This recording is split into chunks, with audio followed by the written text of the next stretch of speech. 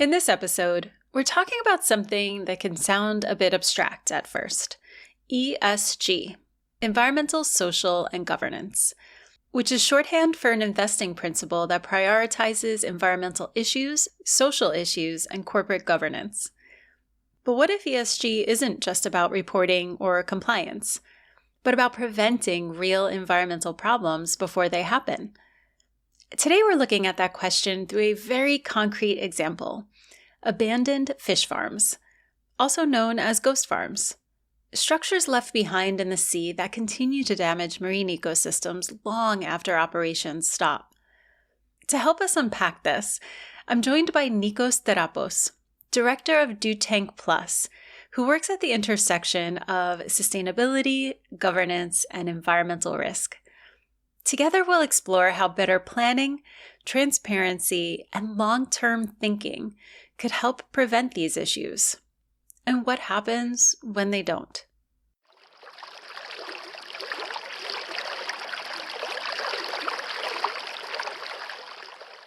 Nikos, thank you so much for joining me on the Healthy Seas podcast. It's so great to have you. Thank you very much for having me. I'm really glad to be today with you. So let's start from the basics. What is ESG and how is it connected to real environmental problems like abandoned fish farms? When people hear the term ESG, it can sometimes sound abstract or very corporate. But in reality, ESG is fundamentally about responsibility. ESG stands for environmental, social, and governance, and it refers to the systems companies use to understand and manage the impacts their activities have on the environment and society. If we take the example of abandoned fish farms, for instance, what we see at first is clearly an environmental problem. There are cages left in the sea, nets that degrade over time and become marine debris, and infrastructure that may damage seabed habitats or affect biodiversity. However, these situations rarely happen suddenly. They are usually the result of decisions that were made years earlier when the aquaculture operation was designed and licensed. Someone decided how the farm would be built, how risks would be monitored, and what would happen when the farm eventually stopped operating. This is where ESG becomes directly relevant. A strong ESG framework requires companies to think about the entire life cycle of their activities, not only the years when production is profitable, but also what happens when operations end. In aquaculture, this means planning from the beginning of how infrastructure will be removed, how ecosystems will recover, and what financial guarantees exist to ensure that decommissioning actually happens.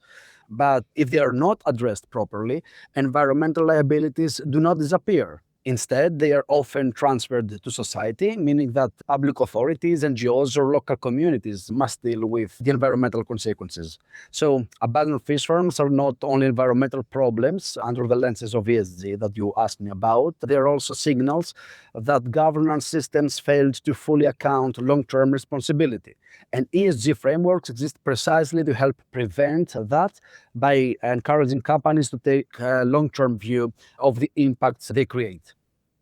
Now, how about CSRD in the European Union? What is that, and how does it change expectations around long-term environmental responsibility?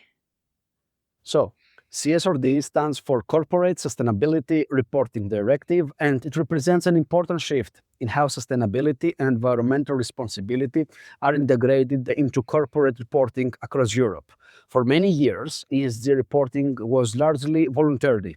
Companies could choose what information to disclose and how detailed the reporting would be. And the result was that sustainability reporting often varied significantly between countries. CSRD changes this by introducing standardized reporting requirements and expanding the number of companies that must disclose sustainability information. One of the most important aspects of CSRD is the principle of double materiality. This means companies must evaluate sustainability issues from two perspectives. The first is how environmental and social risks affect the company financially, and the second is how the company's activities impact the environment and society. This second perspective is particularly relevant for industries such as in aquaculture, which interact directly with marine ecosystems. Under CSRD, companies must provide structural information about their environmental impacts, their governance systems, their policies they have in place to manage risks related to biodiversity, pollution, and resource use. In practical terms, this encourages companies to think about environmental responsibilities earlier in the life cycle of the projects. If companies must disclose how they manage environmental risks, they need to consider issues such as decommissioning, restoration, and long-term ecosystem impacts already at the planning stage. Transparency alone does not automatically solve environmental problems, but it creates visibility. And visibility allows investors, regulators, and society to better understand how companies are managing environmental responsibility over the long term. Now, where does materiality fit into this discussion? And why is it only one part of the picture? Yeah, materiality is a central concept in sustainability reporting because it helps companies determine which environmental and social issues are most significant for their operations. Under modern reporting frameworks, companies conduct what is known as the double materiality assessment. This process evaluates which sustainability issues are important both from a financial perspective and from an impact perspective. In aquaculture, companies often identify topics such as water quality, fish health, feed sourcing, and disease management as material issues. These are operational concerns that directly affect production and the regulatory compliance. However, some issues may receive less attention, especially those related to the end of project life cycle. For example, what happens when the farm stops operating? Who is responsible for removing infrastructure? How will ecosystems recover after long periods of intensive aquaculture activities? If these questions are not considered material during the assessment process, they may not receive sufficient management attention. That is why materiality is an important tool, but it is not the entire solution. The quality of the materiality assessment matters. If companies take a narrow perspective and focus only on short-term financial risks, some environmental responsibilities may remain outside the governance system. When that happens, environmental risks can accumulate slowly over time and may only become visible years later when remediation becomes much more difficult.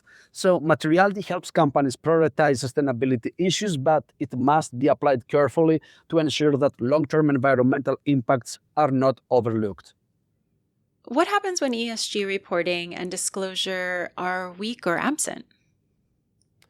Without clear reporting requirements, companies may not systematically monitor environmental impacts or long-term liabilities. As a result, risks that should have been addressed early can remain unresolved. In the context of abandoned fish farms, weak reporting often means that responsibilities are not clearly documented. Ownership structures may change, companies may exit the market, and regulators may have limited information about the status of aquaculture infrastructure. When this happens, identifying who is responsible for removing abandoned equipment or restoring affected ecosystems becomes extremely difficult. Over time, environmental costs continue to grow. Nets may break down to smaller fragments that contribute to marine pollution. Infrastructure can damage seabed habitats, and ecosystem may struggle to recover. There are also social and economic consequences. Coastal communities may experience environmental degradation that affects fisheries, tourism, or other marine activities. Ultimately, when companies exit without properly closing or restoring their sites, the burden of addressing the environmental damage often falls on society. Governments, NGOs, and local communities frequently step in to deal with the consequences. So, weak ESG systems do not eliminate environmental risks, they simply delay when those risks become visible and shift responsibility away from the original operators. Do current ESG and reporting systems genuinely promote long-term thinking in aquaculture? Current ESG and reporting systems certainly have the potential to promote long-term thinking, but their effectiveness depends on how they're implemented. If companies treat ESG reporting simply as a compliance exercise, they may focus on producing reports without fundamentally changing how decisions are made. However, when ESG is integrated into corporate strategy and risk management, it can significantly influence long-term decision-making. For example, investors increasingly consider environmental risk exposure when allocating capital. Insurers evaluate environmental liabilities when determining coverage conditions. Buyers and supply chain partners may also look at sustainability practices when selecting suppliers. These external expectations create incentives for companies to manage environmental risks more responsibly. In aquaculture, this can lead to better infrastructure design, improved environmental monitoring, and stronger planning for site closure and ecosystem restoration. So, what would need to happen to improve the situation? For ESG systems to function as preventive tools, companies need to adopt a life cycle perspective. Environmental responsibility should not begin when the problems appear. It should be integrated from the very beginning of the project. When ESG is used strategically, it encourages companies to align economic activities with long-term environmental resilience, which is exactly what is needed to prevent issues such as ghost farms. How does the Ghost Farms Reclaiming Waters academic project of Healthy Seas contribute to addressing the ghost farms issue? One of the most interesting aspects of the Ghost Farms Reclaiming Waters project is that it does not focus only on removing abandoned infrastructure from the sea. Cleanup operations are extremely important because abandoned cages, nets, and other materials can continue damaging marine ecosystems for many years. However, health also realize that if we only focus on cleanups when the problem it appears, we may never fully address the underlying causes. That is why the initiative also includes a strong education and knowledge component, and this is where the Net Positive program comes in. Net Positive is an applied education initiative powered by Healthy Seas and implemented by Dutank Plus together with CIDEA. The program works directly with universities across Europe through academic workshops that bring together students from disciplines such as marine biology, aquaculture, engineering, environmental sciences, and so on. The goal is to strengthen responsible practices and business ethics within the aquaculture and fisheries sectors, and to raise awareness about issues such as marine plastic pollution, abandoned fishing gear, and ghost farms. Only in 2025, Net Positive was implemented across 4 European countries and engaged with more than 100 students. The workshops took place at institutions such as the Università Politecnica delle Marche in Italy, the Universidad Católica de Valencia in Spain, the University of Newcastle in the United Kingdom, and the Technical University of Munich in Germany. These sessions combine environmental science and with governance and business perspectives, and students discuss topics such as ESG integration, EU environmental legislation, responsible business conduct, and emerging technologies that can support sustainability in the aquaculture and fishery sectors. The Net Positive program works upstream by educating future professionals and empowering responsible decision-making across the sector. Ultimately, preventing ghost farms is not only about cleaning the sea, it's about changing how decisions are made across the entire life cycle of aquaculture activities, and education is a crucial part of that transformation.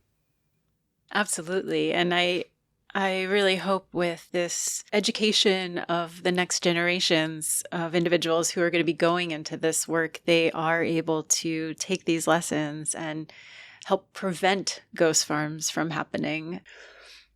Nikos, thank you for this conversation today. What I'm taking away from this is that ESG isn't just a reporting tool. It's really about how we think ahead, about what happens not just during operations, but after, and whether we design systems that take responsibility or leave others to deal with the consequences. Thank you for helping us unpack that and for connecting these ideas to such a real and visible issue like ghost farms. Thank you. It was a pleasure.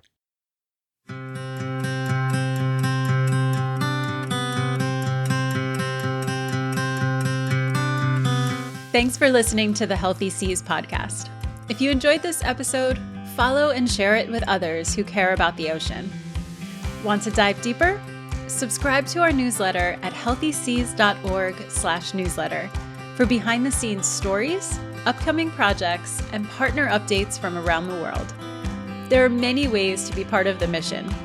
Donate, partner, spread the word, or simply stay connected. Explore how at healthyseas.org/take-action. Together, we can turn marine waste into waves of change.